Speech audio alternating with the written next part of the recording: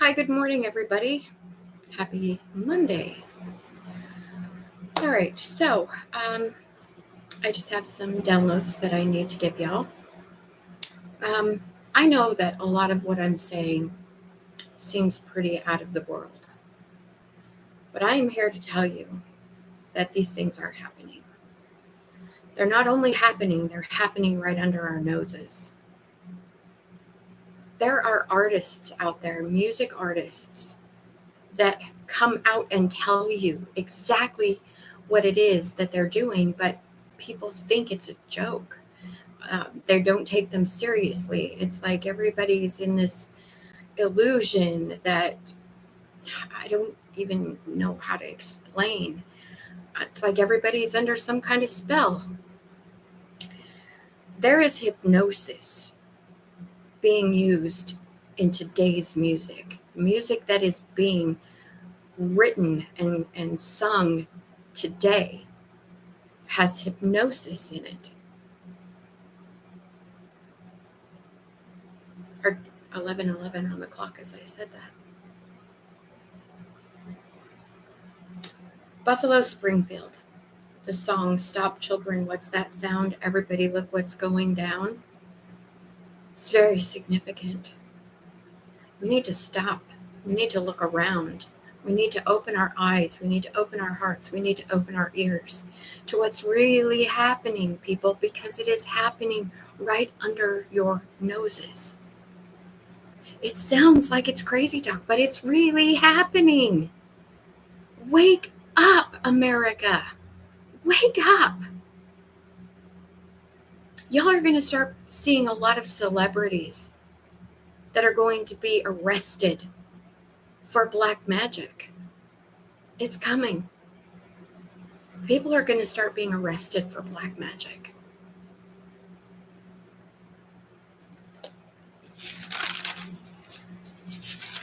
So, I've been given some names of people in this coven. And I'm being told that I'm supposed to say these names. So the coven leader is Jessica Simmons. The general manager is Holly Wright. And one of the practitioners is Abdul Mayadi Tuju.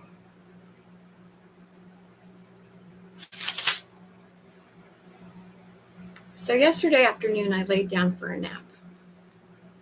And I had a dream download. I wrote this all down because it was a lot. So in this dream, I found myself in some kind of a competition for a wealthy man. And I was in this competition in my dream with my ex-best friend, Kathy Jo.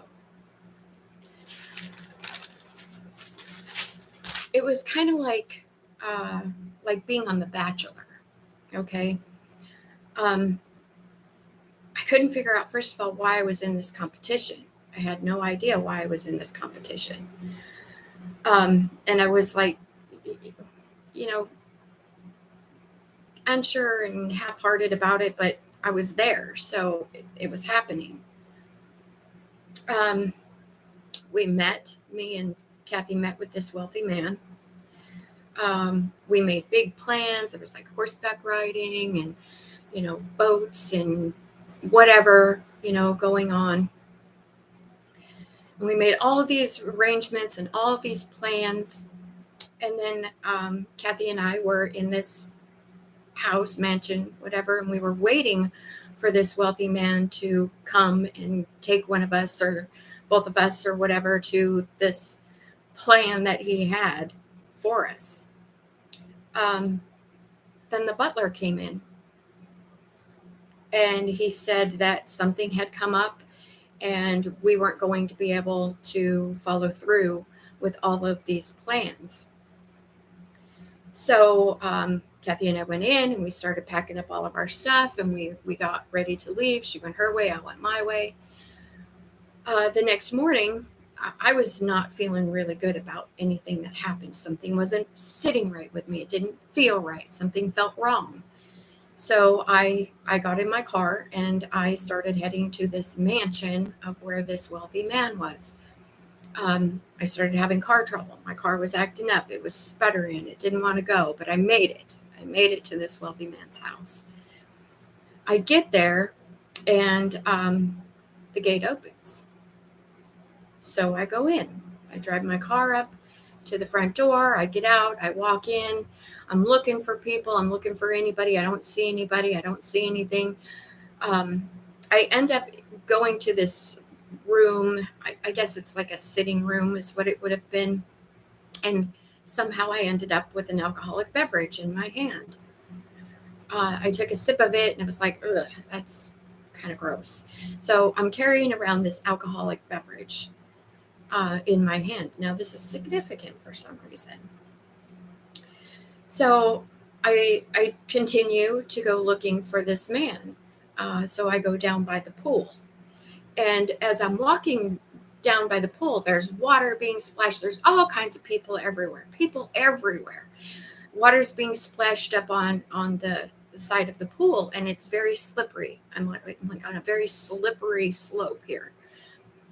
So I get to the edge of the pool, and there's this little wall. So I set my alcoholic drink down on this wall, and I decide, you know what, I really need to use the bathroom. And I see a bathroom just, a little ways away.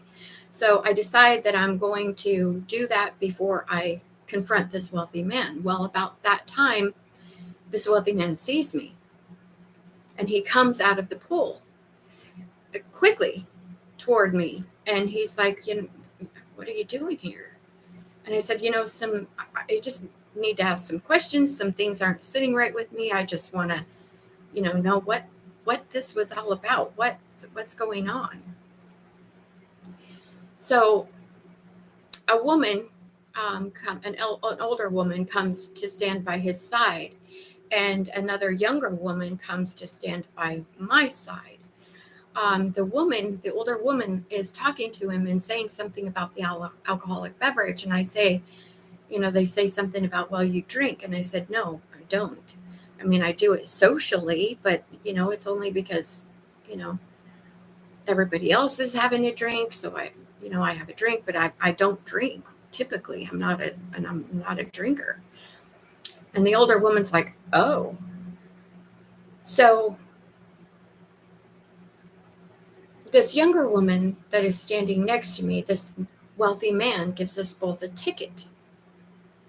And my ticket is, how you have those sticky, things that you pull apart. Well, mine is like kind of almost off.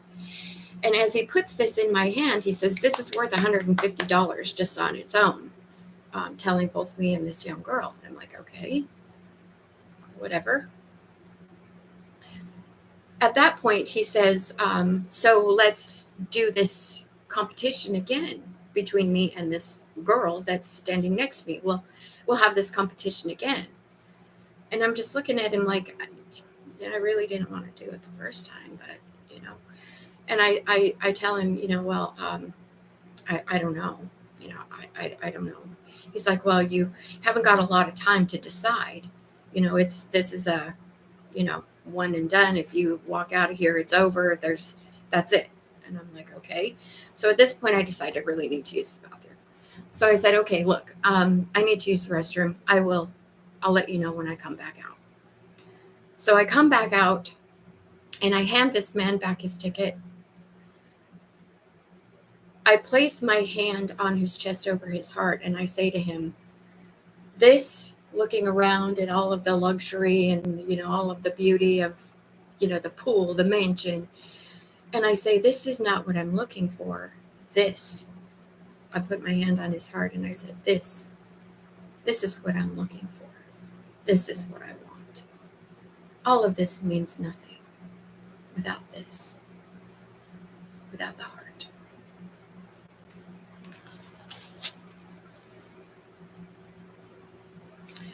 At that point, there was a lot of like low roar kind of noises going on in the background from people who are watching, who are there, all of these people, this whole bunch of people. There's like a low roar of people, murmuring and talking about what I had just said. And I get ready. I'm ready to walk away. I start to leave. And as I start to leave, this wealthy man is like, oh my God.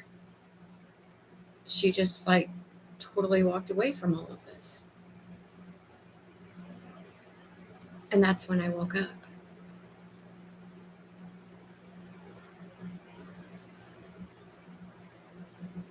This dream is more or less what's happening in my life. People thinking that material things are more important than the heart, than the love, than what we have on the inside, that what's on the outside of us is more important. It is so not. That is not why we're here. That is not what we're supposed to be about. We're supposed to be about love and loving others, taking care of others, being there for others. The material things don't mean anything. You can't take it with you, as they say. But it's even bigger than that. It's so much bigger than that, y'all. I mean, if you put monetary above a person's life, above life in general, not even a person, but life. If you put monetary things above life, you're failing. You failed. You're failing as a human being. You're failing at the reason that we're here. You're failing. Now, money is necessary. It is. It's necessary. It's necessary. 12:12 on the clock. It's necessary as, we have to have it in order to pay our bills. We have to have it in order to eat. We have to have it in order to, get back and forth to work, put gas in the car. It's necessary. It's a necessary evil. But it is the love of money that people have the problem with. It's when people start loving money more than they love others. That's the problem.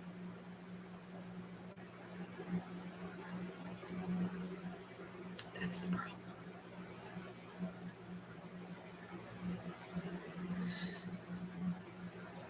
Something big is happening. Something major is happening. There is a huge shift that is coming. We're going to start seeing the reality of what is really happening in our world. It's all going to start unfolding in front of your eyes. You need to wake up, America. You need to wake up, world. And you need to see this for what it really is. Because a lot of this is so bizarre and so unreal and so far out there that people aren't going to want to believe it. All these conspiracy theories, guys, gals, this is not conspiracy. This is stuff that is really happening. And we need to wake up. Wake up. Step out of the matrix that these official people have put you in and see this for what it really is. We are surrounded on every side by evil. Light ones, you need to wake up. You need to use your gifts. We need you in this world right now. If you have Rh negative blood, you are a light worker. You are an earth angel. And you have a choice. You can either use your gifts for good or you can use your gifts for bad. But whatever you decide, you better be ready to deal with those consequences. And if you're ready to step into your calling and do what it is that you need to do, then you need to wake up and you need to use your gifts and you need to start help raising the vibration of this world, because that's what we need to do. We need to start raising the vibration, live in positivity, live in happiness, live in joy, live in a positive, loving way towards mankind, towards animals, towards Mother Earth. Light ones, wake up. Wake up. The world needs you to wake up.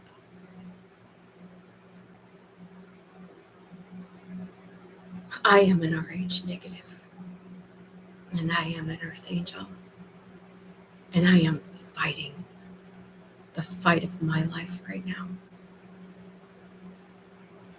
And the only one that's been there for me is Father God, my brother Jesus, the archangels, my ancestors, and my realm, other realms. That's who's been there for me. There are good people that have been in my life, but most of them have been narcissistic. Excuse my language. Fucks. Earth angels are surrounded by narcissists.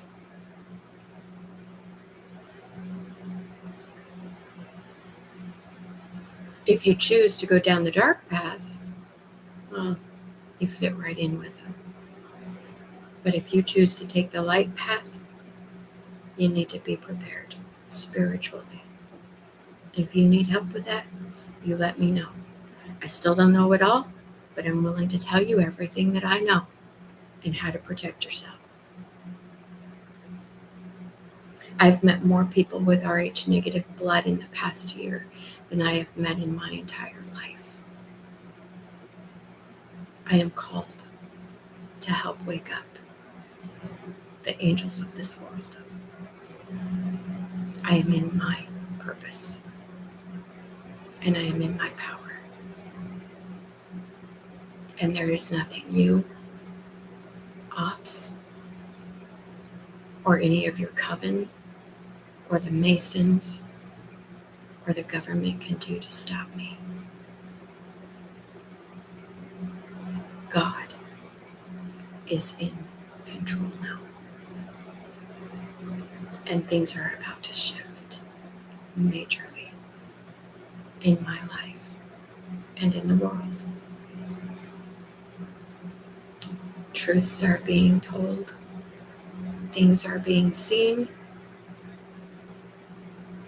And this is all coming out. And there's nothing you can do to stop it. So saith my Father God. And there it is. There it is. All right, everybody. Have a beautiful, wonderful Monday. Don't look at it like it's a Monday. It's just another day of the week, for crying out loud. Just go do your thing. Be happy doing it. You know I love you. Please love each other. Love yourselves. Help each other, the animals, and Mother Earth. Balance is being restored. I love you. Have a great day. God bless you all. I'll catch you later.